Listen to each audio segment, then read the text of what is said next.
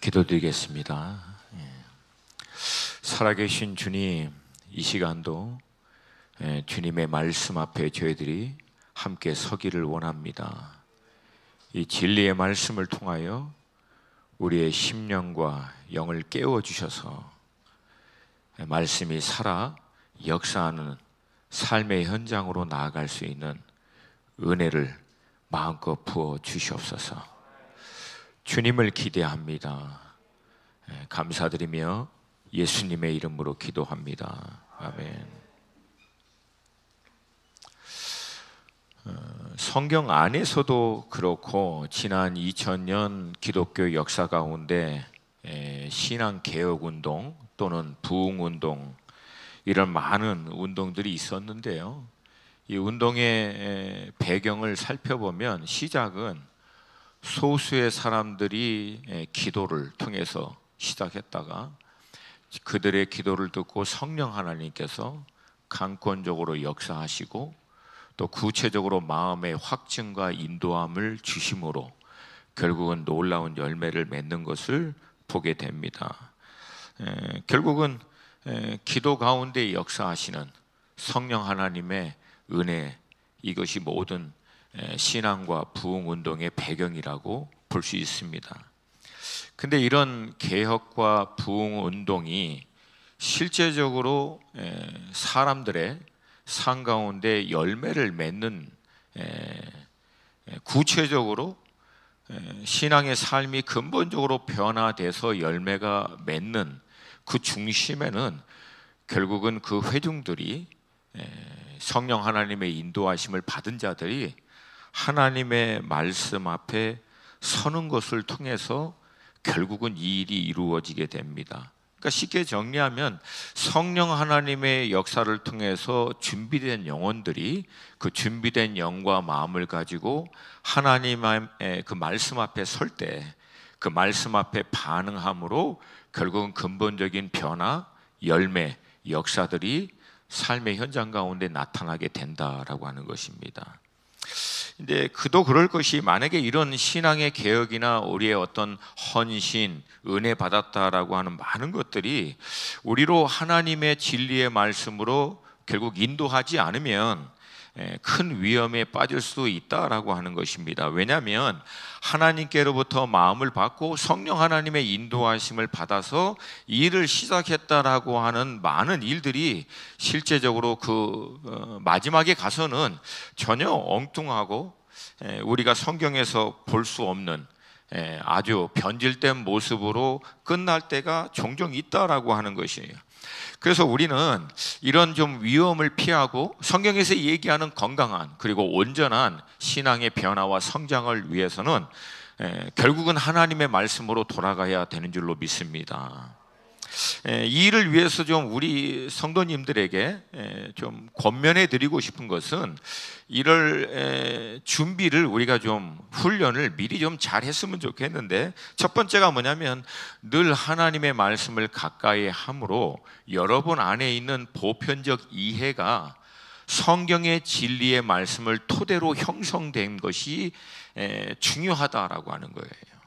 그래서 하나님께 마음을 받고 성령의 역사가 있더라도 늘 말씀을 가까이 함으로 내 안에 성경의 진리의 말씀을 토대로 세워졌던 사고와 이해의 틀, 이 체계로 이것들을 분별할 수 있는 것이 가능하다라고 하는 거예요. 기본적으로 이게 안 되면 이게 정말 하나님의 역사인지, 정말 하나님이 그렇게 마음에 확증해 주신 것이 맞는지를 분별하기가 쉽지 않다라고 하는 거예요. 그래서 좀 시간은 걸리지만 늘 말씀을 가까이 함으로 우리의 사고의 체계, 이해의 방식이 성경의 진리의 말씀을 근거로 한 그런 것으로 준비되어져야 한다라고 하는 것이에요. 저는 여러분들이 좀 그 일을 위해서라도 늘 말씀을 가까이 할 수 있기를 주님의 이름으로 축복합니다. 또 하나는 하나님의 마음, 또 인도하심, 성령의 역사를 경험한 것을 가장 안전하게 확인하는 것은 여러분이 말씀을 받는 거예요. 특별히 그러기 위해서 제일 좋은 방법이 날마다 묵상하는 것입니다. 만약에 여러분이 묵상을 한 5년이나 10년 이상 날마다 이렇게 지속적으로 해오던 경건의 훈련이 되어 있는 분이라면 제가 지금 무슨 말씀 드리는지 아실 거예요. 기도하는 가운데 아니면 어떤 사건을 통해서 마음의 부담과 감동이 있을 때 묵상을 통해서 늘 해오던 사람은 반드시 이전에 묵상했던 본문이나 아니면 며칠 후 묵상하는 본문을 통해서 하나님이 그 마음의 부담을 주고 확증해 준 것을 말씀으로 다시금 분명하게 확인시켜 주십니다. 그럴 때는 뭐 이게 너무나 분명한 거죠. 아멘입니까? 아멘입니까? 그러니까 여러분, 말씀을 통해서 확인받는 것보다 더 분명한 건 없어요. 그래서 이번에도 이제 끼니 새로 나온 거 여러분 꼭 사셔서 날마다 묵상하시기를 도전드립니다. 정말 도전드립니다. 이 은혜가 얼마나 큰지 몰라요. 저도 이번 한 주 동안 묵상을 하는데 시편 말씀 중간중간마다 구절구절이 제 마음에 이렇게 팍팍 들어오는데 얼마나 큰 은혜가 있는지 모르겠어요. 엊그제 그 금요일 날 여호와여, 내가 이제 더 이상 무엇을 바라겠습니까? 다윗의 평생을 살아온 다윗의 고백. 주님, 내가 이제 산 가운데 도대체 바랄 게 뭐가 있습니까? 나의 소망은 주님뿐입니다.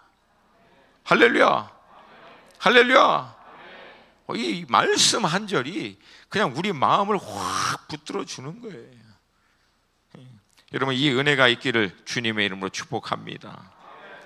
오늘 본문 안에서도 이 흐름이 정확하게 나옵니다. 우리가 알고 있는 대로 느헤미야가 예레미야 소식을 듣고 난 다음에 눈물로 통회하고 금식하며 기도하면서 하나님께로부터 그 무너진 예루살렘을 위해서 구체적으로 어떻게 해야 하는지 마음의 확증을 받습니다. 그리고 그 마음의 확증을 받은 것에 따라서 준비하고 있다가 하나님의 때인, 결국 아닥사스다의 왕을 하나님이 그의 마음을 움직여서 느헤미야로 예루살렘에 귀환할 수 있도록 하는 그 때가 딱 오니까 결국은 준비했던 계획에 따라 무너졌던 성벽을 재건하는 일을 다 끝냅니다. 근데 여러분, 이 성벽을 재건하는 이 어마어마한 사역을 끝나고 난 다음 거기서 멈추지 않아요. 그 일에 함께 동참했던 포로로 돌아왔던 모든 이스라엘 백성들을 수문학 광장에 다 모아놓고 하나님의 말씀 앞에 서도록 합니다. 그리고 하나님의 말씀을 다 듣도록 해요. 핵심은 이거예요. 결국 성벽 무너진 거 재건하는 것도 중요하지만 더 중요한 것은 성벽이 왜 무너지게 됐는지를 깨닫는 거예요. 다시 말씀드립니다. 무너졌던 성벽 재건하는 거 너무 중요합니다. 그러나 더 중요한 것은 왜 이 성벽이 무너지게 되었느냐, 이것을 깨닫고 다시금 이 성벽이 무너지지 않도록 근본적인 그 이유를 발견하고 변화시키는 것이 더 중요하다라고 하는 거예요. 그렇지 않으면 성벽 재건한 다음에 어떻게 됩니까? 다시 무너집니다. 뒷부분에 가서 좀 더 구체적으로 얘기하겠지만 AD 70년 로마의 디도 장군에 의해서 느헤미야가 세웠던 성벽 다시 무너집니다, 여러분. 그러니까 하나님의 진리의 말씀 앞에서 이 진리의 말씀대로 온전히 서 있지 않으면 우리가 어마어마한 사역 이루고 막 어마어마한 선곡 이룬 거 하루아침에 무너지게 됩니다. 날마다 말씀 앞에 서서 가장 본질적인 것, 이 말씀의 진리가 인도하는 대로 내가 바로 서 있는지, 그 방향으로 정말 나가고 있는지를 점검하는 일은 그래서 무엇보다 중요한 줄로 믿습니다. 오늘 이 말씀을 통해서 성령께서 우리 성도들에게 주시고자 하시는 하나님의 음성을 들을 수 있게 되기를 주님의 이름으로 축복합니다. 느헤미야서 8장 8절부터 12절까지 우리 한 목소리로 같이 천천히 소리내어 읽겠습니다. 느헤미야 8장 8절부터 시작. 하나님의 율법책을 낭독하고 그 뜻을 해석하여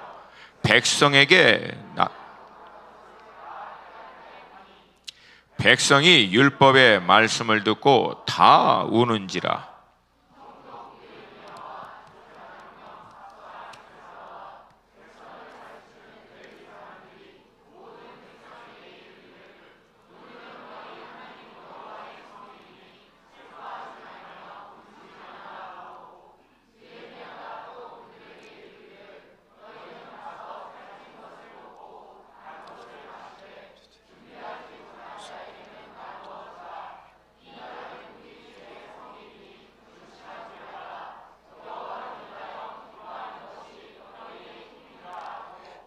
레위 사람들도 모든 백성을 정숙하게 하여 이르기를, 오늘은 성일이니 마땅히 조용하고 금심하지 말라 하니, 모든 백성이 곧 가서 먹고 마시며 나누어 주고 크게 즐거워하니, 이는 그들이 그 읽어 들려준 말을 밝히 알미라.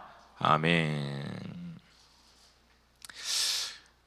여기 다시 한번 강조하지만 느헤미야는 3차 바벨론 포로 귀환 자입니다.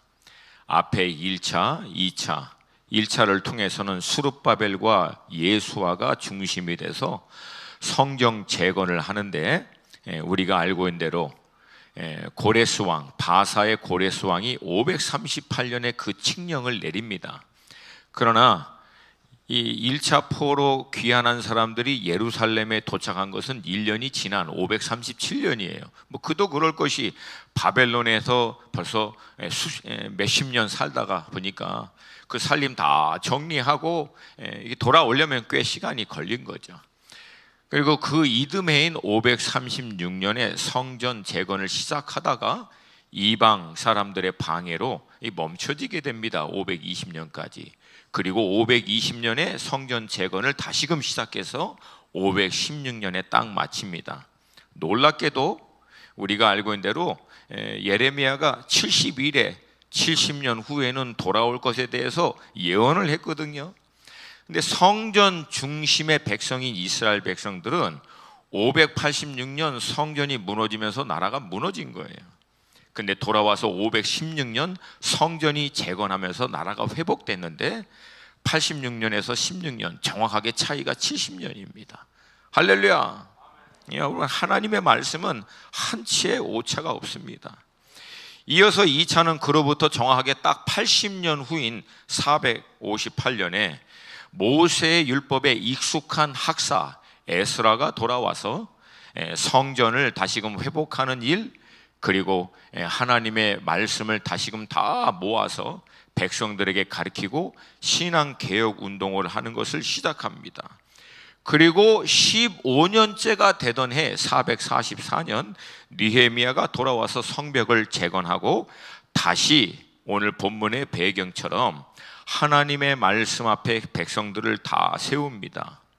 여기서 다시 하나님 말씀 앞에 세운다라고 하는 부분에서 우리가 집중해야 돼요.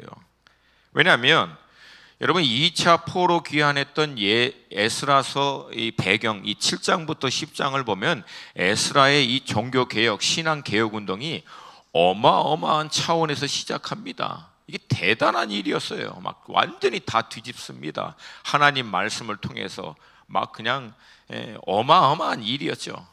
근데 여러분 그 신앙 개혁을 행한 지 10년 조금 지나고 난 다음에 느헤미야가 온 거거든요. 근데 느헤미야가 와서 실상을 보니까 상황이 어떻습니까?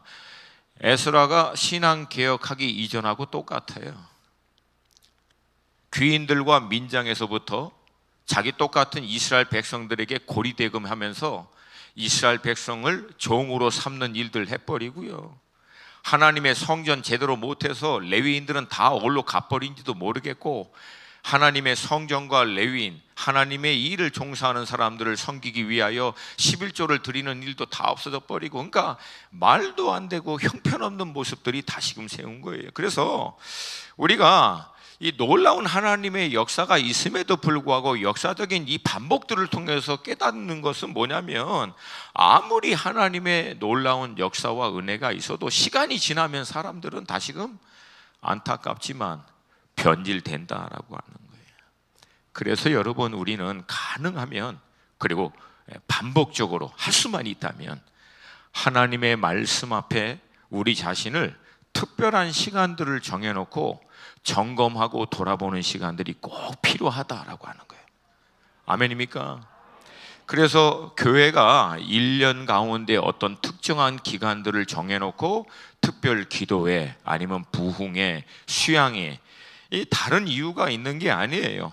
물론 우리가 날마다 매일매일 하나님 말씀을 읽고 묵상도 하지만 모든 회중들이 특별한 시간을 딱 정해놓고 오직 하나님의 말씀과 하나님의 은혜에만 집중하는 시간들을 특별히 가져서 우리 자신을 좀 깊게 돌아보는 시간들을 갖는 것이 중요하다라고 하는 거예요. 여러분, 이게 만만하지 않은 게, 그렇게 해도 우리 자신을 지키는 일이 쉬워요, 안 쉬워요? 안 쉽습니다. 그럼 안 하면 오죽하겠냐는 얘기예요. 여러분, 제가 좀 잔소리 같지만 이 말씀을 좀 꼭 드릴게요. 신앙생활을 하는데도 참 지혜로운 사람이 있고 그렇지 못한 사람이 있습니다. 그게 뭐냐면, 늘 평소에 신앙생활 잘 하다가 목사님이 이제 기도하는 가운데 특별히 마음의 부담을 갖고 모민교회가 시간을 딱 정해놓고 작정해서 좀 집중해서 함께 하나님의 은혜 가운데 좀 나아가야 하겠다 결정해서 특별 기도회나 어떤 특별 성회를 딱 하잖아요. 지혜로운 자는 잘 하다가 그 특별한 기간을 위해서 준비해서 그때 하나님이 주신 은혜로 다음 단계로 영적인 도약을 해버립니다. 할렐루야. 근데 여러분, 죄송하지만 지혜롭지 못하는 사람들은 꼭 그때 무슨 일이 생겨요. 그리고 그걸 놓칩니다. 여러분, 이건 목회자 입장에서 볼 때는 너무 안타까운 거예요. 평소에 잘하는 것도 중요하지만 여러분, 그때는 하나님이 특별한 은혜를 부어주시는 때예요. 할렐루야. 근데 꼭 그때만 놓쳐요. 저는 여러분이 그렇지 않기를 정말 간절히 부탁드립니다. 평소에도 잘하지만 1년에 그거 몇 번 합니까? 우리가 1년에 두세 번 많이 해요.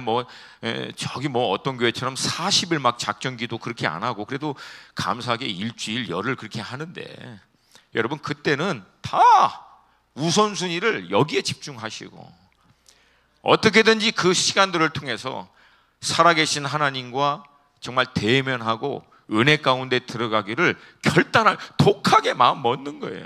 아멘입니까? 그래서 여러분의 영적인 그 단계를 다음 수준에까지 나아갈 수 있도록 그렇게 될 수 있기를 주님의 이름으로 축복합니다. 여러분, 두 번째는 여기서 우리가 주의 깊게 봐야 할 것은, 이 신앙개혁을 주도한 사람은 분명 총독인 느헤미야고 수문화 광장 앞으로 사람들을 다 모은 것도 느헤미야지만 결국 하나님의 말씀을 선포하고 풀어준 사람은 모세의 율법에 익숙한 학사 느헤미야가 이 일을 행합니다. 느헤미야 8장 2절과 3절 함께 읽습니다. 2절과 3절 말씀 시작. 수문화 광장 2절 시작. 일곱째 달 초하루에 제사장 에스라가 율법책을 가지고 회중 앞 곧 남자나 여자나 알아들을 만한 모든 사람 앞에 이르러 수문화 광장에서 새벽부터 정오까지 남자나 여자나 알아들을 만한 모든 사람 앞에서 읽음에 뭇 백성이 그 율법책에 귀를 기울였는데, 쉽게 얘기하면 느헤미야가 총독이고 리더인 건 맞죠. 그래서 실질적인 일들을 다 주도한 것은 맞아요. 그러나 정작 하나님의 말씀을 선포하고 가르치는 일은 자기보다 더 전문가인 학사 에스라를 세워서 그 일을 주도하게 한다라고 하는 것이에요. 마치 이게 뭐냐면, 이런 예가 참 많아요. 그러나 미국의 역대 대통령들 가운데 특별히 믿음이 아주 귀한 분들, 이름은 언급하지 않을게. 또 혹시 애매한 좀 그런 게 있을까? 근데 많은 분이 계셔요. 많은 분이. 우리가 들으면 알만한 이름들도 많습니다. 여러분, 이런 분들이 백악관에서 굉장히 중요한 강요 회의를 할 때요, 목사님을 딱 앉혀 모셔옵니다. 그리고 회의해 자기네끼리. 근데 목사님은 다 그냥 듣기만 하세요. 그리고 회의 딱 끝나면은 그 대통령이 목사님에게 말씀다. 목사님 다 들으셨죠? 이제 기도를 인도해 주십시오. 그래서 기도하고 하나님이 혹시 주시는 마음이 있으시면 저희들에게 말씀하여 달라고. 그렇게 해서 결정을 내립니다.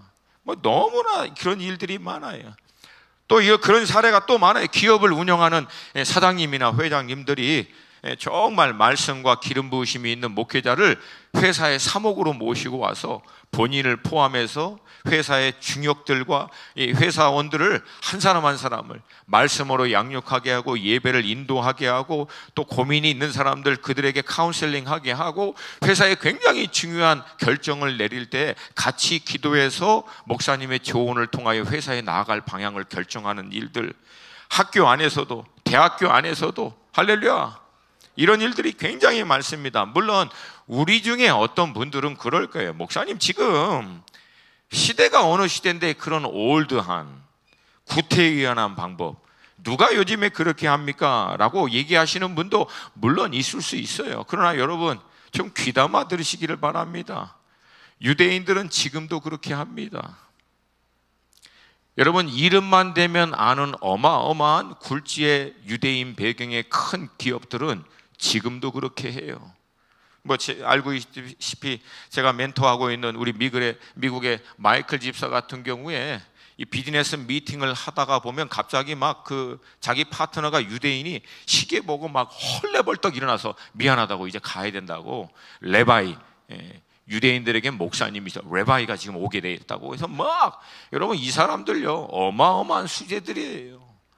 뭐 그냥 간단하게 얘기 드리면 이 사람 혼자 운영하는 펀드 자체가 수천억, 어떤 사람은 2 빌리언, 2조 원이 넘는 어마어마한 돈을 굴리는 사람인데 레바이가 와서 지금 예배 인도하니까 빨리 가야 된다고 미팅하다가 그냥 헐레벌떡 일어나서 올라가서 예배 드리고 회사의 중요한 얘기 다 나누고 결정할 때 조언 듣고 일을 행함으로 지금도 어마어마한 기업들을 운영하고 있습니다. 여러분, 그래서 저는 소원이 있어요. 우리나라의 청와대에도, 우리나라의 국회에도, 우리나라의 기업에도, 모든 대학교에도, 모든 학교에도, 직장 현장에도 정말 하나님의 기름 부으신 종들이 하나님의 말씀과 영성을 가지고 그 한 사람 한 사람을 잘 인도하여 전문성과 영성을 겸비하는 자들을 현장에서 세울 수 있는 일들이 일어나게 되기를 간절히 구합니다. 물론 그 일을 실제적으로 해나가는 일에는 많은 지혜와 조심스러운 부분들이 있습니다. 그러나 하나님을 경외하는 그 자리, 정말 하나님의 인도하심과 말씀을 사모하는 자리 가운데 하나님이 역사하실 줄로 믿습니다. 그렇게 이제 모든 백성이 수문학 광장에 모여서 에스라가 이제 준비한 나무 강단에 서서, 재밌지 않아요? 나무 강단이에요. 이게 그냥 나온 게 아니에요, 다. 그리고 에스라 오른쪽에 6명 딱 서 있고 왼쪽에 7명 서 있고, 이거 보통 집회할 때 강사 목사님 가운데 있고 리더십 양쪽에 이렇게 앉아 있, 다 거기서 나온 거예요, 여러분. 그러니까 우리가 뭐 어떤 일을 할 때 그냥 랜덤리 막 한 게 아니에요. 여러분, 신랑 신부 결혼할 때 왜 하객들이 오른쪽하고 왼쪽 나눠져 있고 신랑 신부 가운데 지나간 줄 아세요? 창세기 15장 모세가 하나님하고 언약을 맺을 때 동물 양쪽으로 딱 쪼개놓고 가운데 하나님 불 지나가는 거, 이게 다 거기서 나온 거예요. 저는 여러분들이 삶의 실제적인 어떤 일을 행할 때 그 신뢰를, 그리고 그 배경을, 말씀을 늘 가까이 함으로 이 말씀 안에서 발견하고 적용할 수 있는 훈련을 하시기를 주님의 이름으로 축복합니다. 그렇게 해서 이제 느헤미야가 하나님의 말씀을 읽어줍니다. 근데 여기서 우리가 주목해 볼 것은, 하나님의 말씀은 여러분 원래 쓰여진 글이기 전에 선포된 소리였다라고 하는 것을 반드시 기억해야 합니다. 그러니까 당시에는 인쇄술이 발전되지 않아서 하나님의 말씀을 다 구전으로 얘기하고 하는 것은 물론 이해할 수 있지만, 여러분, 인쇄술이 발달된 지금도 유대인들은 말씀을 눈으로 보지 않아요. 말씀을 소리내어 읽으면서 자기가 읽는 소리를 듣습니다. 하나님의 소리를. 할렐루야, 할렐루야. 여러분, 우리가 성경에서 얘기하고 있는 대로 이스라엘아 읽으라, 이스라엘아 보라, 그렇게 얘기 안 하잖아요. 뭐라고 얘기합니까? 이스라엘아 들으라, 쉐마 이스라엘. 왜? 하나님의 말씀은 쓰여진 글로 보기 이전에 선포돼서 들으는 말씀이었기 때문에 그렇다는 거예요. 이게 구전으로 내려오다가 나중에는 이것을 기록하여 모든 사람들이 다 소유할 수 없어서 하는 것은 맞지만, 우리가 알고 있는 대로 흔히 주야로 묵상하다라고 하는 이 묵상의 원어인 하가라고 하는 말도 소리내어 읽으라는 거예요. 그래서 소리내어 읽는 소리를 자기가 듣는 거예요. 아멘입니까? 그래서 하나님의 말씀을 눈으로 보는 게 아니라 선포돼서 계속 듣는 거예요, 반복적으로. 여러분, 저는 이런 성경적인 예를 우리가 좀 잘 적용할 수 있기를 주님의 이름으로 축복합니다. 그래서 다른 때는 몰라도 여러분, 시편을 포함한 시가서, 시적인 글 같은 경우에는 여러분이 소리내어서 읽으시길 도전드리고요, 특별히 묵상만큼은 소리내어 본문을 천천히 반복해서 읽으시길 도전드립니다. 우리 간사님 중에 한 분이 와가지고 조심스럽게 물어보더라. 목사님, 시편은 어떻게 묵상해야 합니까? 시편은. 그래서 그랬죠. 시편을 묵상하면서 분석하고 조직적으로 나누고 이거는 그거는 정말 어리석은 짓이다. 시적인 글의 핵심은 저자의 마음을 이해하는 것이다. 배경을 이해하는 거고, 그리고 시편을 정말 잘 이해하는 방법 간단하다.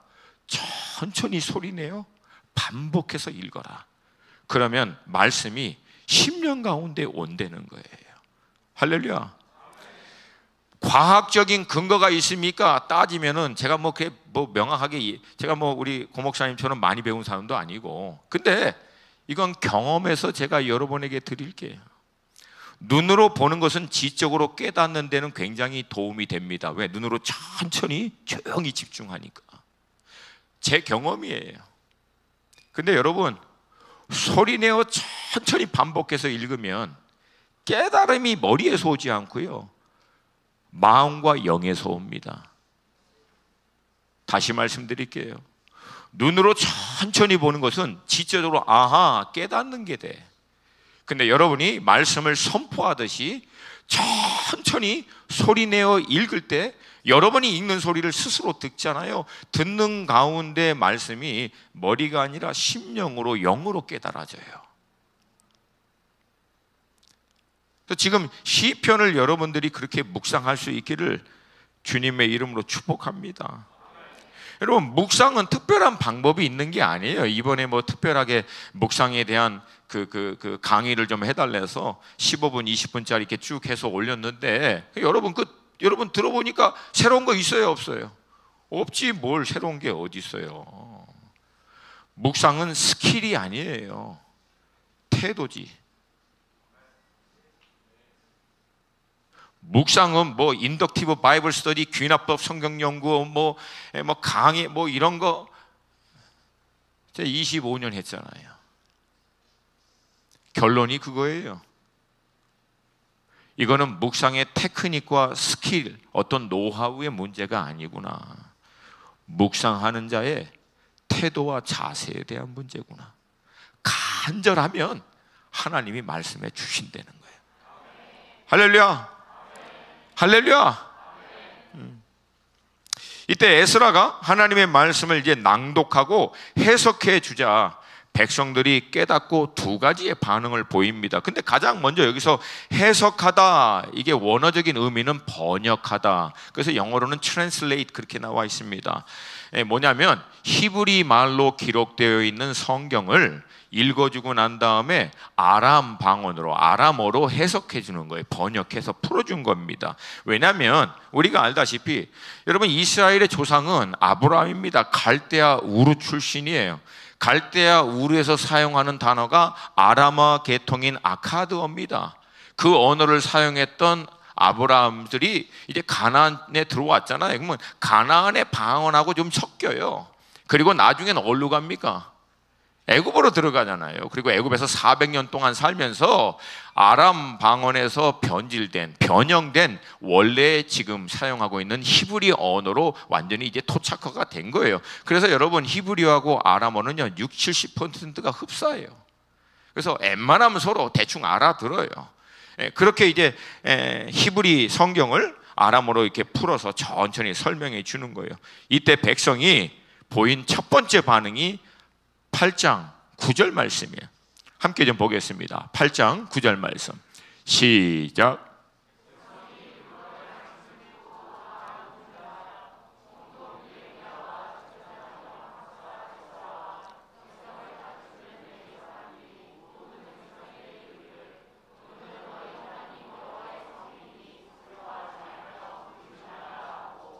아멘.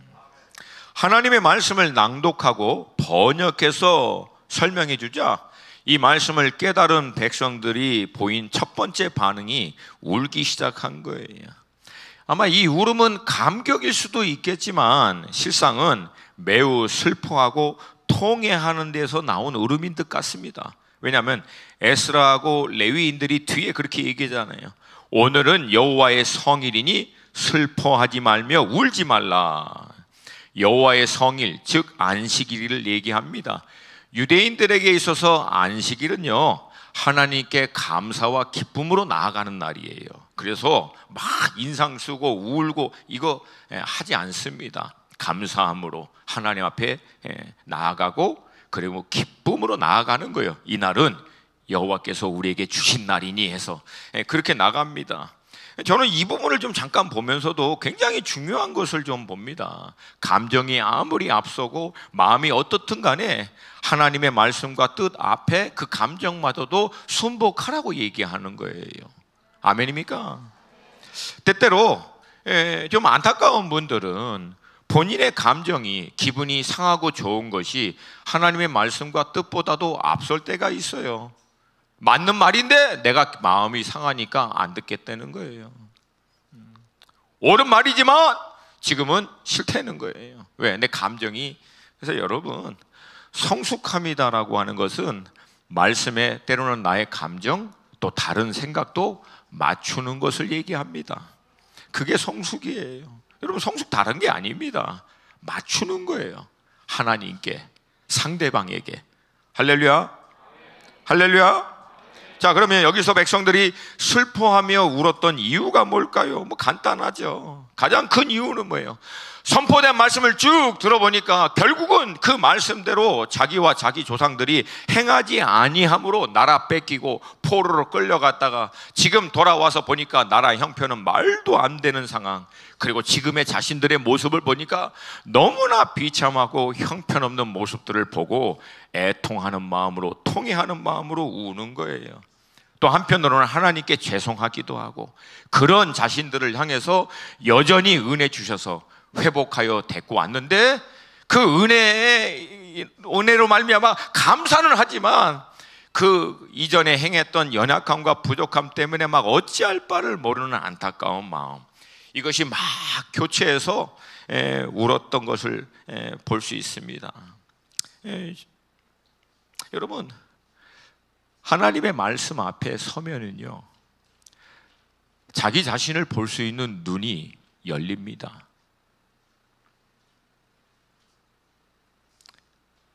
하나님의 말씀 앞에 정말 서면 그 말씀이라고 하는 거울에 비춰진 자신을 정확하게 볼 수 있는 눈이, 마음이 생겨요.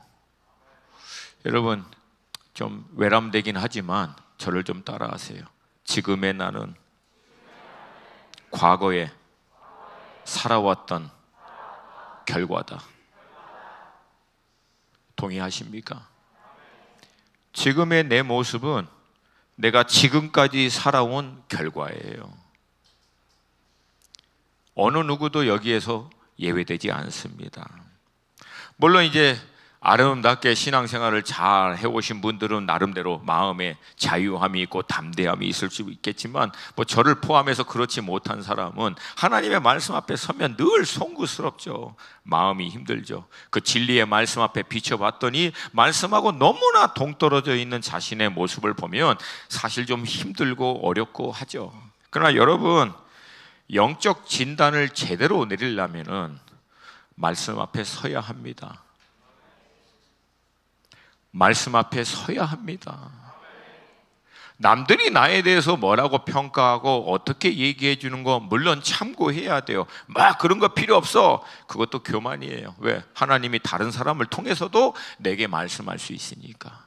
그러나 가장 중요한 것은 말씀 앞에 내가 나아가 선포된 말씀, 아니면 묵상을 통해서 내가 지금 읽고 있는 그 말씀 앞에 나 스스로를 비춰보는 작업을 통해서 하나님이 기록된 말씀을 통해서 이 시대를 살고 있는 나에게, 지금 이 시점에, 지금 이 앞에 서 있는 나에게 무엇이라 말씀하시는지를 경청하는 거예요. 할렐루야. 그때 하나님의 말씀은 살아서 운동력이 있어 좌우에 날쌘 어떤 검보다 예리해서 우리의 혼과 영과 및 곤절과 관절을 찔러 쪼개게 하시고 사람의 생각을 감찰하게 하셔서 단순히 내가 어떻게 하고 있다 뿐만이 아니라 그렇게 행동을 유발할 수밖에 없는 나의 내면적인 모든 태도, 마음의 생각의 태도마저도 감찰하도록 하시는 줄로 믿습니다. 여러분, 쉽지 않죠. 거기 앞에서 어떻게 보면 막 그냥 깨지는 거죠. 막 수술대 위에 놓인 거하고 똑같은 거예요. 근데 여러분, 앞서 말씀드린 대로 성벽 재건 아무리 많이 해도 이 근본적인 문제에 우리 자신을 어떻게 보면 때로는 좀 냉혹하게라도 이 말씀 앞에 비춰서 근본적인 문제를 돌이키지 않으면, 다시 말씀드릴게요, 성벽 다시 무너집니다. 그러니까 우리 개개인의 삶 가운데 어떤 문제와 위기와 어려움이 생길 때 그 문제와 위기와 어려움을 해결하는 건 물론 중요해요. 해결해야죠. 이겨내야죠. 근데 더 중요한 것은 도대체 이 문제가 왜 생겼냐는 얘기예요. 이 위기가 왜 생겼냐, 왜 우리 안에는 이 어려움이 자꾸만 반복되느냐라고 하는 거예요. 이 근본적인 문제를 해결하지 않으면 해결된 문제 다시 일어납니다. 패스한 위기 다시 찾아옵니다. 이거 끊는 게 가장 지혜로운 거예요. 아멘입니까? 아멘입니까? 질병으로 말미암아 나타나는 현상을 크림 바르고 약 발라서 해결하는 거, 물론 그것도 필요할 수 있겠지만 그거는 궁극적인 해결책이 될 수 없다는 거예요. 왜 그런 병의 형상이 일어날 수밖에 없는지, 그 병의 근원이 어디 있는지를 찾아내고 그것을 해결하는 것이 더 중요하다라고 하는 거예요. 근데 여러분, 우리가 하나님의 진리의 말씀 앞에 설 때 이 말씀이 우리 안에 그 일을 행합니다. 할렐루야, 할렐루야.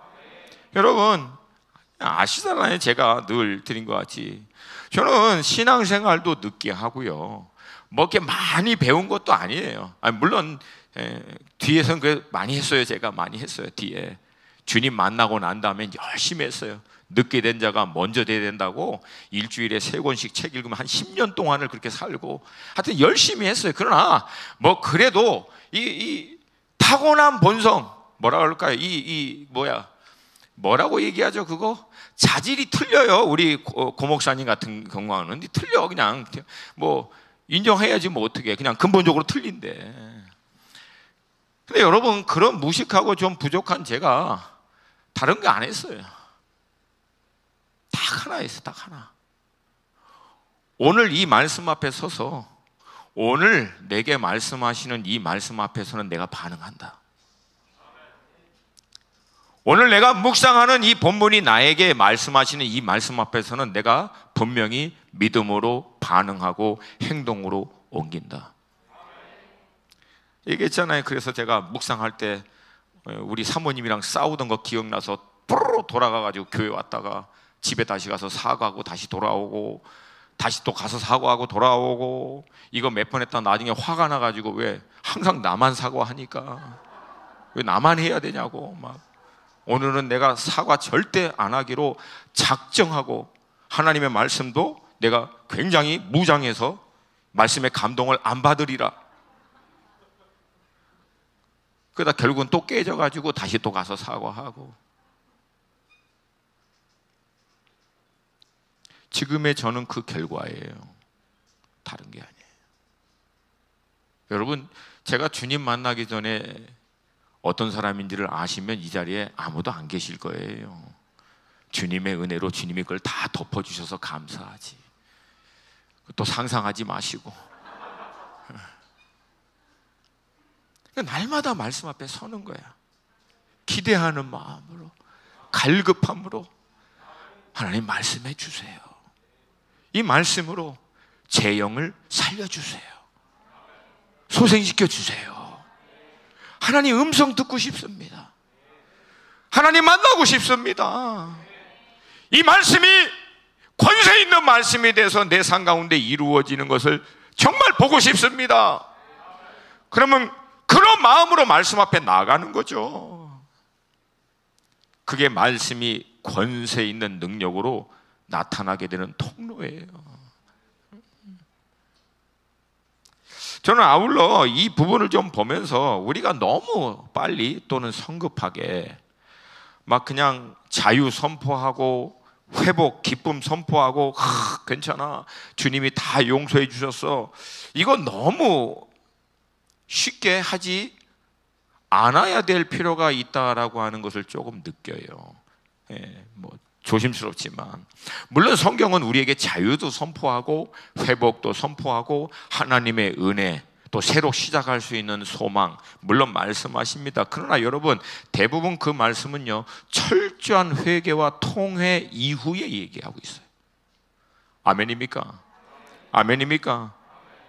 근데 우리는 이 단계를 너무 쉽게 지나치고 그냥 무조건 사유, 무조건 은혜, 무조건 하나님의 회복, 이걸 선포하다 보니까 여러분, 그렇게 자유와 회복을 선포받고 돌아갔는데 사실은 자유해요? 회복됐습니까? 왜? 근본적인 문제가 해결이 안 됐거든. 회개의 핵심은 돌아서는 건데 I am sorry만 했지, 그냥 guilty feeling, 좀 미안한 마음만 가졌지, 근본적으로 정말 제 식으로 표현하면 이를 악물고 땅바닥에서 무릎하고 하나님 앞에 씨름하면서 돌이킬 수 있도록 도와달라고, 다시는 이 수치 가운데 들어가지 않도록, 이 어려운 가운데 하나님 반복하지 않도록 주님 도와달라고 몸부림치는 단계가 없이 그냥 쉽게 자유 선포하고 그냥 소망 회복 선포해버리면 다시 돌아가는 거예요. 다시 그 자리 돌아가는 거예요.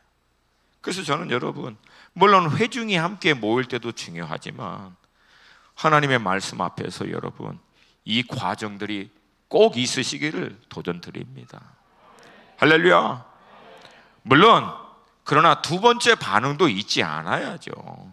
이게 또 이것도 계속 강조하면은요, 이 첫 번째 또 너무 매여버리는 분이 계세요. 그래서 막 하나님의 은혜가 말씀이 강력하게 선포되면 막 하나님 나는 죽어야 돼요, 나 같은 죄인이 없어요, 정말 하나님 정말 나는 형편없습니다. 뭐 너무 감사하죠. 성령님이 역사하시는구나, 막 회개하는구나. 근데 막 조금 시간 또 지나면 막 오 마이 갓, 하나님 나는 죽을 사람이에요, 나는 용서받으면 안 돼요. 하나님 용서한다 그러는데 자기가 또 스스로 용서받으면 안 된다고, 나는 막 은혜 받을 자격이 없어요. 아니 은혜 바로 나와놓고 은혜 받을 자격이 없다고 또 막 그러면 좀 숙연해져요. 이분 진짜 은혜 받았구나, 정말 하나님 앞에 깊이 나가는구나. 근데 시간 또 지나가면 또 주야 나는 죽을 놈입니다 하면, 그 어떨 때는 제가 그래서 그래요. 그만해. 주님도 부담스러워. 아니 정말 통회하는 거 맞고 정말 결단하고 아파하는 거 물론 중요해요. 근데 여러분, 이 기독교의 메시지의 소망은 우리가 그렇게 할 때 반드시 소망이 따라온다는 거예요. 아멘입니까? 아멘입니까? 아니 죽고 난 다음엔 부활해야지. 통회하고 난 다음에는 소망의 기쁨으로 다시금 일어나야지. 들어올 때도 인상 쓰고 막 죽을 놈이라고 하고 나갈 때도 죽을 놈으로 나가버리면 어떡합니까? 들어올 때는 회개하는 마음으로, 하나님 은혜 사모하는 마음으로 나왔다가도 돌아갈 때는 기쁨과 소망으로 충만해서 돌아가야죠. 아멘입니까? 아멘입니까? 살아나시기를 도전드립니다. 일어나시기를 도전드립니다. 그게 우리 회중이 하나님 앞에 나와 이 예배를 드리는 이유예요, 여러분. 사도 바울의 고백과 같이 나는 날마다 죽노라. 여러분, 사도 바울이 날마다 죽어도요, 오늘 죽고 난 다음에 다시 일어납니다. 내일 또 죽을지언정 내일 죽고 또 다시 일어나요. 아멘입니까? 그래서 여러분, 오늘은 주님의 날이기 때문에 성경에 있는 말씀처럼 시작은 슬픔일지 모르고 하나님의 말씀이 선포되는 가운데 내 마음에 찔림이 있고 마음에 부담이 있고 통해하는 마음이 있을지라도 결국 그 말씀 앞에서 내가 믿음으로 돌아서기를 결단하고 난 다음에는 기쁨과 소망인 줄로 믿습니다. 하나님이 이 일을 위해서 우리에게 이 날을 주신 줄로 믿습니다. 그래서 본문에서도 언급하잖아요. 오늘은 여호와의 날이니 기뻐하라고. 그리고 뭐라고 얘기합니까? 여기서 기름진 거, 단 것을 나누면서 기쁨을 더하라고 하는 거예요. 더하라고 하는 거예요. 잘 준비된 거, 기름진 거, 단 거, 제일 좋은 음식이라는 거예요. 그거 먹으면서 여호와께서 너희들에게 허락하신 이 놀라운 회복의 날, 소망의 날을 더 기뻐하게 하라고. 할렐루야. 그래서 여러분, 성경적으로 보면 주일날 점심은 맛있어야 돼요. 이게 음식이 좋아야 돼. 이게 주일날 점심이 맛이 없으면 이건 죄예요, 죄. 이거 비성경적입니다, 이거. 앞으로 이제 점심 준비하시는 분들이 많이 부담 갖긴 하겠지만 저는요, 9년 전 지금도 기억나요. 제가 9년 전에 여기 처음 와서 말씀 전했잖아요. 하나님 말씀 막 처음 온 거니까 얼마나 제가 열심히 했겠어요. 땀은 흠뻑 절도록 열심히 딱 하고 점심 준다니까 기대하는 마음으로 올라갔죠. 왜냐하면 그때 제가 한국 왔다 갔다 하면서 뭐 이렇게 이제 큰 교회 다니니까 점심 딱 하니까 막 시래기국도 나오고 막 우거지국도 나오고 막 잘 나오고 계란말이도 나오고 그러더라고요. 근데 제가 올라가서 딱 점심 먹으려고 하니까 아웃백 런치박스를 딱 갖다 놨더라고요. 이게 국적도 불분명한 미국 것도 아니고 한국 것도 아닌, 아니 점심에 여기 이런 거 먹냐고. 아니 미국에서 특별히 오셨다고 해서 저희들이 미국식으로 제가 그때 그 마음을 추스리고 2부 예배 설교하느라고 굉장히 힘들었어요. 굉장히 어려웠습니다. 여러분, 주의 날은 기쁜 날이에요. 즐거운 날입니다. 선포된 말씀 앞에서 통회하고 아파하고 그것을 인하여 하나님 앞에 정말 결단하고 돌이키는 것은 맞지만, 그리고 난 다음에는 하나님의 은혜 가운데로 들어가는 거예요. 할렐루야. 근데 중요한 것은 그렇게 통회하고 회복돼서 기뻐하면서 할렐루야 그리고 집으로 그냥 돌아가 버리고 끝나면 아무 의미 없어요. 제가 늘 드리는 말씀처럼 그렇게 끝나버리면요, 이거 영적인 푸닥거리 하는 거가 똑같아요. 오늘 본문을 잘 보면 이분들이 회개하고 통회하고 이 하나님의 말씀을 밝히 깨달아 알고 기뻐함으로 돌아가고 난 다음엔 그렇게 멈추지 않아요. 이제 그 말씀에 따라서 자신들을 점검한 것에 따라 구체적으로 어떻게 해야 할지를 깨닫고 곧바로 단행합니다. 더 놀라운 것은요, 뒷부분에 가면은 이들이 언약을 세우고 임봉까지 하는데 그 일을 행하기도 전에 그날 모였던 여호와의 성회, 그날이 7월 달에 일곱째 달, 보통 유대인에게 일곱째 달은 초막절을 지키는 달이거든요. 그러니까 하나님의 말씀을 읽다가 보니까 초막절을 지켜야 되는 때야, 그때가. 그러니까 어떻게 합니까? 하나님 말씀 읽고 나서 곧바로 그때부터 초막을 딱 짓고 7일간 성회를 갔습니다. 그리고 8일째 그것을 또 셀브레이트, 같이 기뻐하고 막 찬양하는 그런 시간을 가져요. 그러니까 말씀 딱 듣고 지금 초막절을 해야 하는, 하나님이 이스라엘 백성들에게 절기로 주신 날이다, 이거 깨닫자마자 어떻게 해요? 곧바로 해버려요. 곧바로 합니다.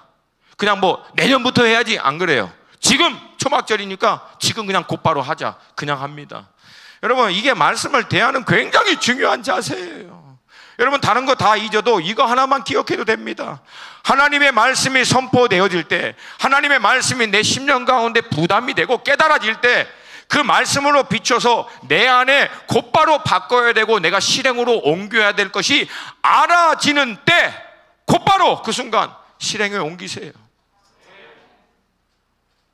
설교 말씀 듣다가 용서해야 될 것이 딱 떠오른다. 나중에 한번 기회 되면 좀 기도 좀 더 하고, 아니에요. 깨닫게 하시면 그 순간 용서하는 거예요. 회개하는 거예요. 나눠주는 거예요. 이 일을 행하는 겁니다. 그게 하나님의 말씀 앞에 반응하는 방법이에요. 여러분 신약 시대에 예수님의 선포를 듣고 은혜 받은 사람들 참 많습니다. 근데 정확하게 두 부류로 나눠져요. 그 말씀 듣고 은혜 받고 결국은 없어지는 사람이 있고요, 그 말씀 듣고 은혜 받고 곧바로 실행하는 사람이 나와요.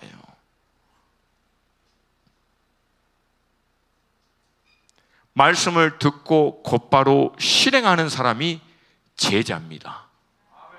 제자가 돼요, 그 사람들이. 할렐루야, 할렐루야.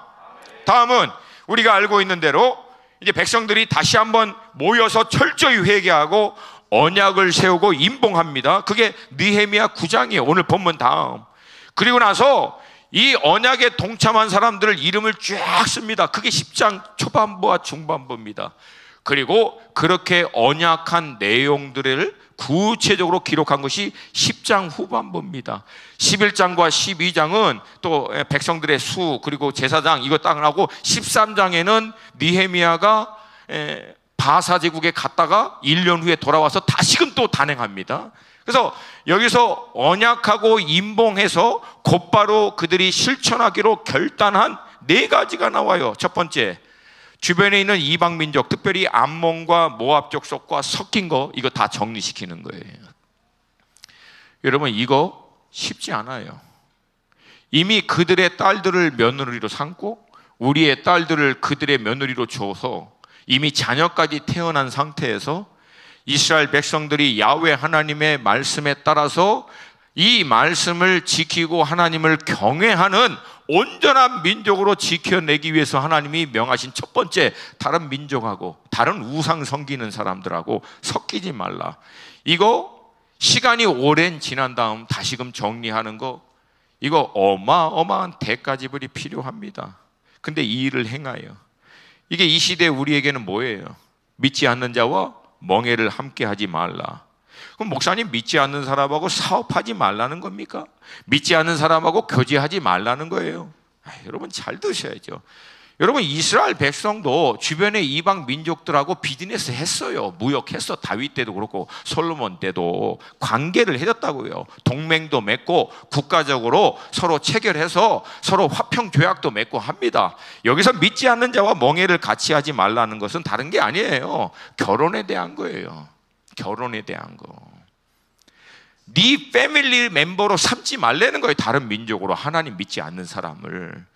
여러분 그렇게 강조했는데도 불구하고 이스라엘에 있어서 역사적으로 이방 민족을 며느리로 삼아서 초토화됐던 결정적인 사건이 북왕국 이스라엘도 그렇고 남왕국 유다에도 나옵니다. 북왕국의 모든 왕이 악한 왕이지만 가장 악한 왕이 누굽니까? 아합 왕입니다. 그 이유가 뭐예요?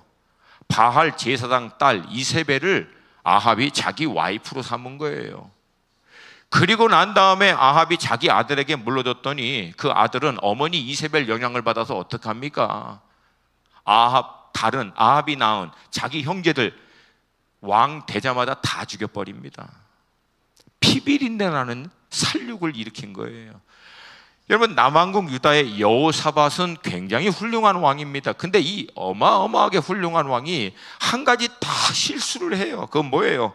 자기 아들을 이세벨의 딸로 며느리를 삼은 거예요. 왜? 북왕국 이스라엘하고 화평을 맺는 동맹을 하기 위해서 아합과 이세벨의 딸을 자기 아들의 아내로 며느리로 삼는 거예요. 어떻게 됩니까? 이 들어와 가지고 남왕국 유다 완전히 초토화됩니다. 다 죽습니다. 이게 이스라엘의 역사 가운데 결정적인 사건들이에요. 이방 민족을 아내로 얻어서. 솔로몬은 잘 아시잖아요. 평생을 하나님 앞에 어마어마한 축복과 은혜를 누리며 살다가 노후에 이제 정신도 오락가락할 때 결국은 이방 민족의 아내들에 의해서 우상 숭배하다가 결국은 사실은 솔로몬 그대로 끝나버릴 수밖에 없는 상황이거든요. 왜? 하나님이 계속 얘기했는데 들었어요? 안 들었어요? 안 들었다고 기록하잖아요. 근데 하나님의 은혜로 솔로몬이 정신 차리고 전도서 고백하고 죽은 거예요. 제가 믿는 것은 그의 아버지 다윗 때문에 하나님이 그렇게 해주신 것 같아요. 그러니까 결국은 뭐예요? 특별히 우리 자매님들, 처녀인 자매님들 명심하셔야 돼요. 우리 형제님도 마찬가지고. 제가 전도하면 되지 않아요. 제가 전도해서 잘 믿게 하면 되지 않습니까? 그래서 20, 30년 피눈물을 흘리는 집사님 많이 있어요, 여기. 오히려 그 20, 30년 동안 그 믿지 않는 남편 전도하는 힘과 에너지와 재정을 다른 믿지 않는 가정 전도에서 함께 훨씬 더 많은 열매를 얻을 수 있어요. 그래서 여러분 이 부분은 명확합니다. 두 번째, 안식일을 철저히 지킬 것. 우리에게는 주일 지키는 거죠. 지금 이제 코로나로 인해서 우리 이제 사역자님들이 같이 모여서 회의합니다. 회의하면서 벌써 지금 이제 노란불 약간 좀 주의해야 될 거. 왜? 이 코로나 때문에 벌써 이제 뭐 셀 모임이다, 주일 예배다, 이게 뭐 안 나오겠다, 못 나오겠다, 뭐 뜻을 정해도 해필이면 꼭 그런 뜻을 정해요. 성경적으로 정할 뜻이 얼마나 많은데 정해도 그런 뜻을 정해. 근데 여러분 잘 들으세요. 하고 싶어도 상황과 환경이 안 돼서 못하는 것 때문에 안타까워하고 전전긍긍해서 언제나 나와서 예배 드릴 수 있지 하는 마음하고, 찾아보면 할 수 있는 방법이 있는데도 불구하고 핑계대서 안 하는 거하고, 어떻게 그 마음이 같겠습니까? 하늘과 땅 차이지. 그리고 하나님이 그 마음의 중심을 모르시겠습니까, 여러분? 여러분 성경에 이런 말이 있어요. 하나님을 만홀히 여기지 말라. 이게 우리식으로 얘기하면은 하나님이 너랑 똑같은 줄 알고 착각하지 말라는 거야. 함부로 하지 말라고. 여러분 하나님 다 아세요. 하고 싶어도 안 되는 사람에게는 그 마음을 받으실 거예요. 아니 안 받나?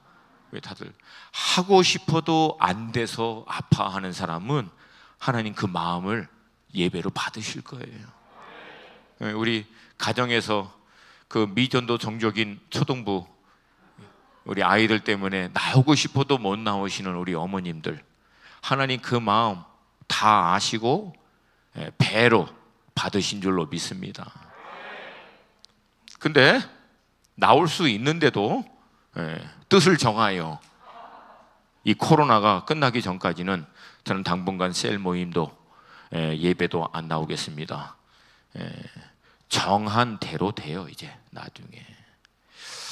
여러분 세 번째는요, 성전을 회복할 것을 결단합니다. 우리 시대로 보면은 주님의 몸인 이 교회를 다시금 새롭게 정결하게 거룩하게 또 건강하게 세우는 일을 얘기하는 거죠. 우리 한 사람 한 사람이 그렇게 주축이 돼서 목회자는 또 목회자대로, 그리고 또 우리 평신도들은 평신도대로 건강한 이 공동체, 수원 하나 공동체를 세우기 위해서 함께 힘을 쓰는 것인 줄로 믿습니다. 아멘. 제가 좀 이렇게 보면서 몸된 교회에 영적인 원리가 있어요. 그래서 뭐냐면 담임 목사님이 굉장히 영적이고 훌륭하신 분인데 성도들이 막 비리비리비리하다. 여러분 그런 예가 없어요. 그러니까 우리 성도님들을 보면은 담임 목사님의 영성, 그분의 비전, 그분이 인도하시는 것을 딱 볼 수 있죠. 여러분 우리처럼 이렇게 예배 드리고 이런 은혜 가운데 있는 거 여러분 그런 공동체 많이 없습니다. 근데 개인적으로 제가 좀 천천히 보면서 마음에 조금 안타까운 건 한 가지 있어요. 그러니까 특정한 사람을 지목한 건 아니니까 또 이게 또 자비판 들어가지 마시고, 우리 진장님들, 우리 셀 리더분들, 그리고 중보 기도 인도하시는 리더분들, 여러분들은 조금 더 뭐 잘하고 계시지만 조금만 더 영적으로 좀 긴장하여 주시기를 도전드립니다. 여기 진장, 셀장, 기도 인도자들 없나요? 그분들은 좀 크게 마스크가 터져나도록 다시 한번 이 진장님, 셀장님, 또 중보 인도하시는 리더십 분들은 조금만 더 긴장하시기를 도전드립니다. 왜냐하면 이 탑 리더의 영성이 멤버들까지 딱 내려가는데 굉장히 중요한 중간 역할을 하시는 분들이 바로 이분들이에요. 부사역자들은 목사님의 목회적인 인도하심에 따라 일사불란하게 목사님의 비전, 목사님의 계획들을 펑션, 이것을 실질적으로 일을 처리하는 역할을 하지만 영적인 분위기, 영적인 공기, 영적인 은혜를 나르는 역할을 실제적으로 멤버들하고 맞부딪히면서 하시는 분들은 진장님과 셀장님과 중보기도자들, 이분들입니다. 그래서 여러분들에게는 큰 어떤 책임감이 좀 있어요.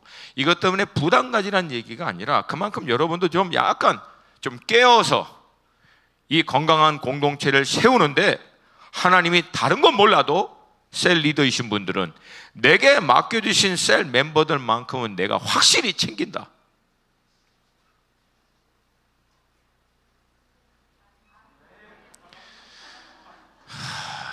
주일 예배가 길어질 것 같아. 안 끝날 것 같아 이거. 셀 리더분들 손 들어요.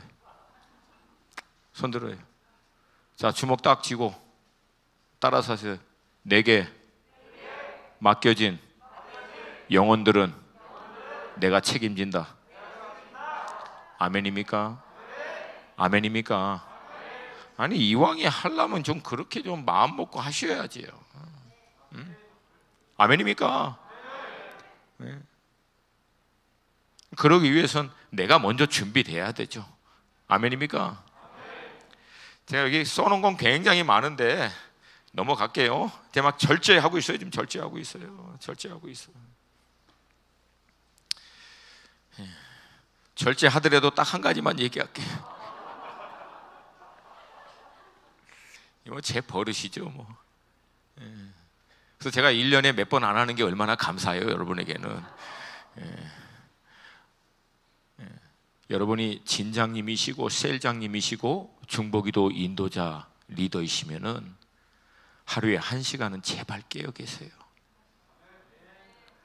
하루에 1시간만큼은 제발 깨어 계세요. 다시 간곡하게 부탁드립니다. 하루 1시간만큼은 깨어 계세요. 그리고 여러분 묵상 많이 하시면 여러분 묵상하는 가운데 셀 멤버들에게 필요한 말을 본문 말씀에서 받아요. 여러분들이 그런 일들이 얼마나 많은지 몰라요. 정말 그래요. 왜? 하나님의 말씀은 살아있기 때문에. 할렐루야, 할렐루야. 그래서 여러분 셀 모임 할 때도 한 주간 여러분들이 각자 묵상한 거, 특별히 하나님이 은혜 주신 거, 그거 좀 잠깐 나누시면서 얼마나 말씀이 우리의 실질적인 삶 가운데 역사하는지 그거 나누시고 은혜 같이 좀 하시면서, 중보기도 인도하시는 분도 좀 한 주간 살면서 하나님이 특별히 묵상 가운데 주신 마음이 있으면 그 말씀 딱 붙들고 중보기도 제목에 따라서 일사불란하게 하는 것은 맞지만, 또 하나 성령 하나님께서 리더인 여러분에게 특별히 한 주간 주신 부담이 좀 많이 있다면, 또 멤버들 가운데 그런 것들이 좀 있다면 그것도 붙들고 또 기도하는 거예요. 할렐루야, 할렐루야. 예. 네 번째, 마지막으로는 11조를 온전히 드리는 것에 대해서 결단을 합니다. 왜냐하면 성전에 필요한 것과 또 성전을 중심으로 섬기는 제사장과 레위인들을 온전히 섬기기 위해서 10의 1조를 딱 분별해서 하나님 앞에 드리는 일을 이거 안 했거든요. 그래서 레위인이 뒷부분에 가면은 도망가. 왜? 배고파갖고 먹고 사는 일이 깜빡하니까. 왜? 아무도 11조를 제대로 하지 않아서 성전을 지키고 성전에 필요한 것들을 채우고 제사장과 레위인들의 피로가 흘러갈 수 있도록 하지 않으니까 이 사역자들이 사실은 도망가는 거예요. 도망가는 거예요. 그래서 10의 1조를 다시금 회복하는 운동을 합니다. 알아요. 이 10의 1조를 얘기 드리면 우리 가운데 어떤 분들은 목사님, 예수님의 율법을 다 이루었는데 왜 유독 11조에 있는 부분만 이 율법의 전통을 그대로 따라서 이걸 강조하냐고, 이거 맞지 않는 거 아니냐고. 이미 예수님이 십자가에서 율법을 다 이루어서 이제는 우리는 은혜 가운데 사는 거고 사랑의 원리에 따라 사는 건데 왜 유독 헌금에 대해서는 10의 1조 이 율법의 원리에 따라서 얘기합니까? 그러는 분들 우리 교회는 아니고 그런 분들이 이전에 교회가 있었어요. 근데 여러분, 맞아요. 예수님이 율법 완전히 이루어서 율법의 원리에 따라서 10의 1조 하라고 얘기하는 것은 잘못된 거예요. 이게 맞지 않습니다. 신약 시대는 어떻게 하라고 했느냐? 다 드리라고 했어요.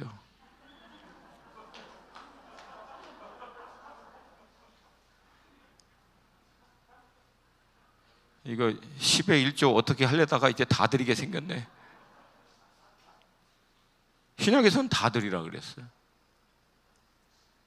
근데 여러분, 성경을 잘 보시면요, 모세가 율법으로 하나님께 받기 이전에 11조가 있었어요, 없었어요?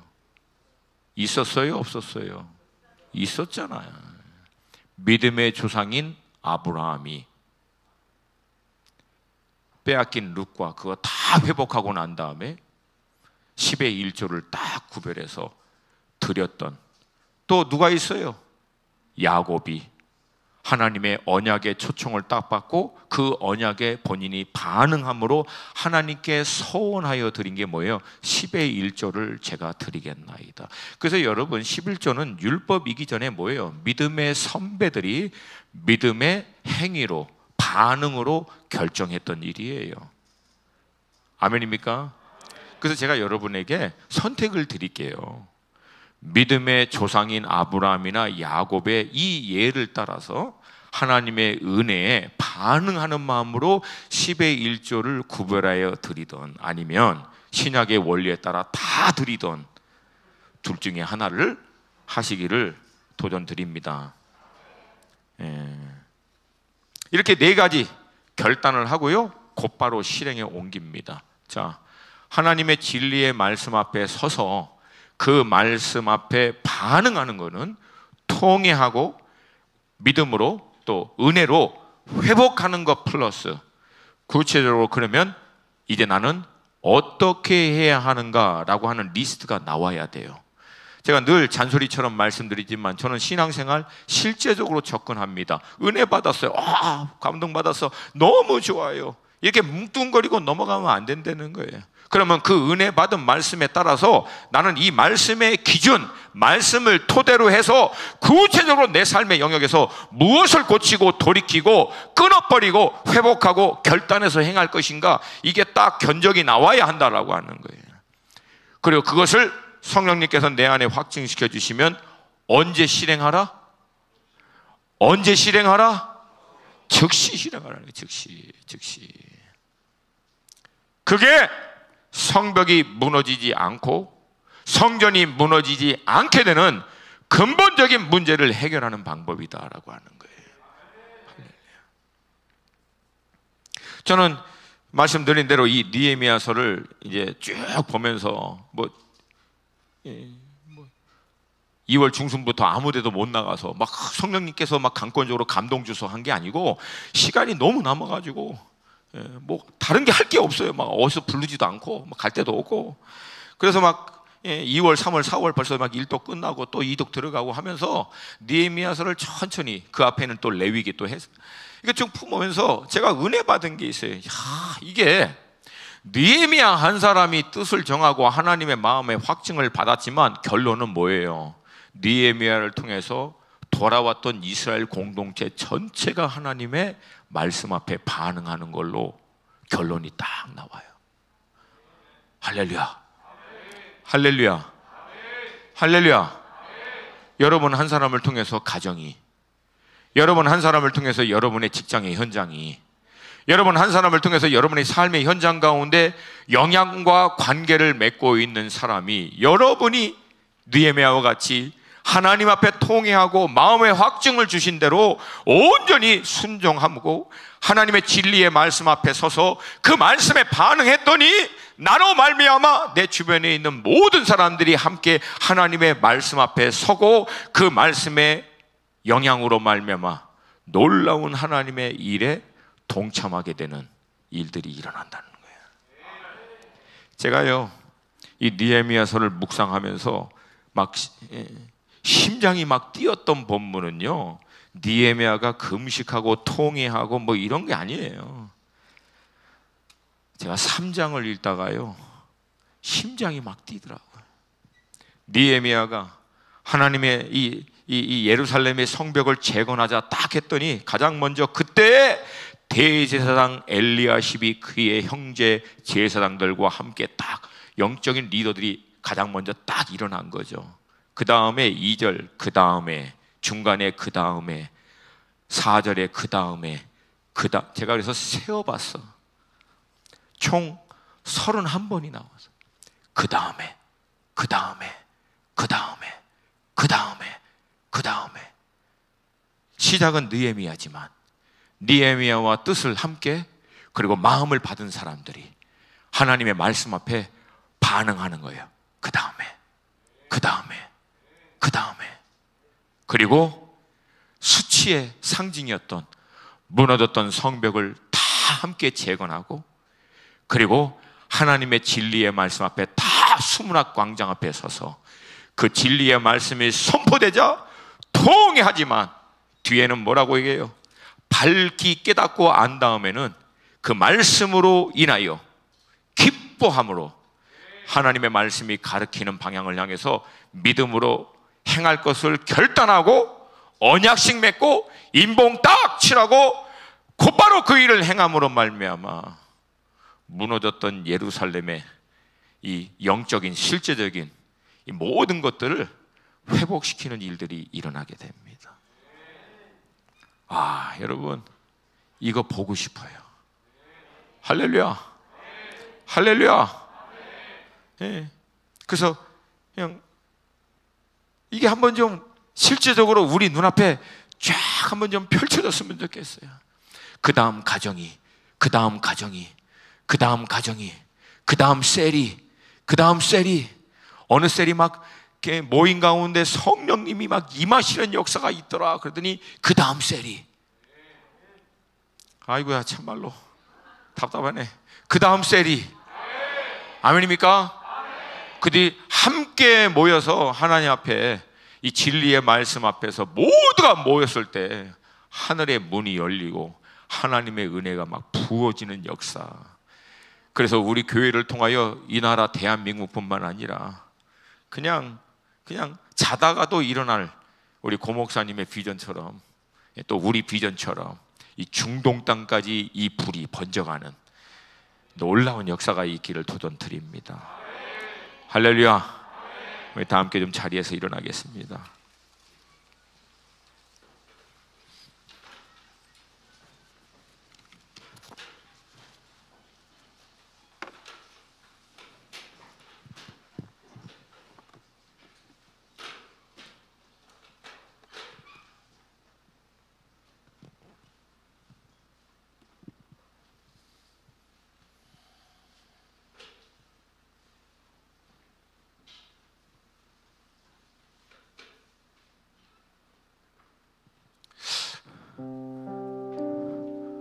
저는 이 하나님의 말씀을 정말 사랑합니다. 이 말씀이 저같이 무식한 사람을,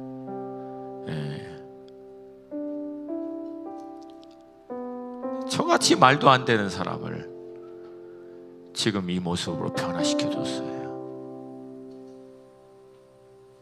아, 여러분, 하나님의 말씀에 능력이 있어요. 저는 25년 신앙생활 하면서 이제 횟수로 26년 되네요. 이 말씀을 묵상하고 말씀 앞에서 씨름하다가 말씀 한 구절에 힘을 얻어가지고 그 자리에서 이 말씀 다 붙들고 일어나서 이 말씀이 삶 가운데 실제가 되도록 몸부림치는 가운데 하나님이 행하신 너무나 많은 크고 작은 일들을 경험해 봤어요. 사랑하는 여러분, 말씀 앞에 서세요. 말씀 앞에 서세요. 말씀에 늘 여러분 자신을 비춰주세요. 그리고 이 선포된 말씀 앞에 믿음으로 반응하시기를 도전드립니다. 이 말씀이 여러분들을 수술하면 반드시 회복됩니다. 반드시 강건하게 회복되어 일어나게 될 줄로 믿습니다.